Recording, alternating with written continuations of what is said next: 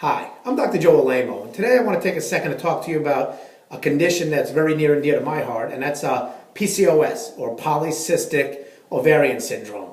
And the reason I say that it's important to me and that I've found somewhat of a calling for this is because my wife suffers with PCOS. PCOS is the number one cause of infertility in the country, and very often women, again, undergoing infertility treatments, don't get to the underlying cause of why their bodies are unable to conceive a baby and hold a baby, and it becomes real important to understand the metabolic components of why this happens. And so in my quest to find out why my wife was unable to conceive and why she had problems with this PCOS, we did the traditional healthcare approach of fertility medications and even in vitro fertilization, but to no avail. And I knew I had to find the underlying cause for this because there's so many people suffering with this.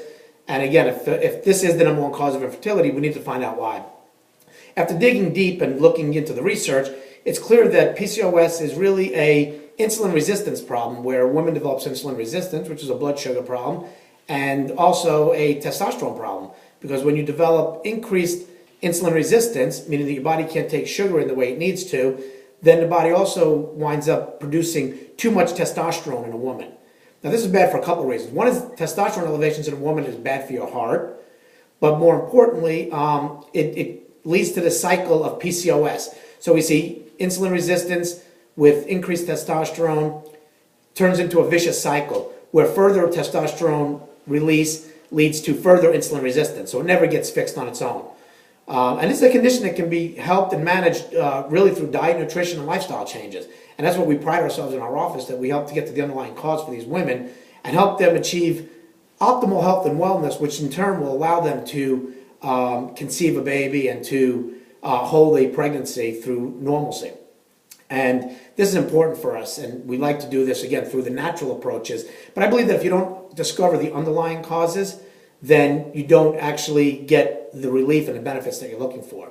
The second thing that elevated testosterone will cause is hair in unwanted places and hair that's falling out.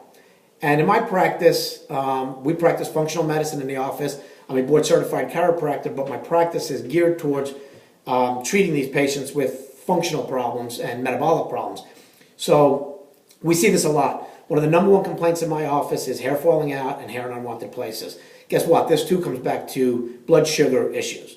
So if this sounds like something that you might be suffering with or you want some additional information, please call our office, 910-251-1620, and talk to our new patient coordinator, and she'll let you know exactly how we handle cases like this and what you can expect from working with us. Thanks, and have a great day.